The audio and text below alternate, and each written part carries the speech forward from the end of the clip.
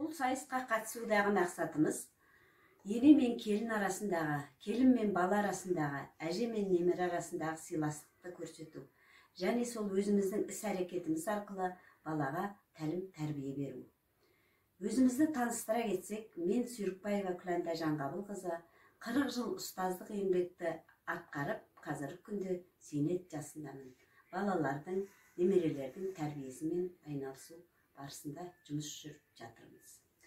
Білмейтін қыз жүректің ізгі шаны, барлығын түсінеді қыздар жаны. Алдарыңызға үмітпен келіп тұрған ләззат атты қазақтың бір анасы. Қазақтың салт дәстүрі әдебімен иіліп сәлем беремін. Ашы пелмері есігін, жүрбітті ана бесігін, әдеме ақылды қыз болдым, Ерке менің есімін. Бұл менің немерем Ерке, 5 жаста, қазіргі күнде балабақшада тәрбиеленіп жатыр.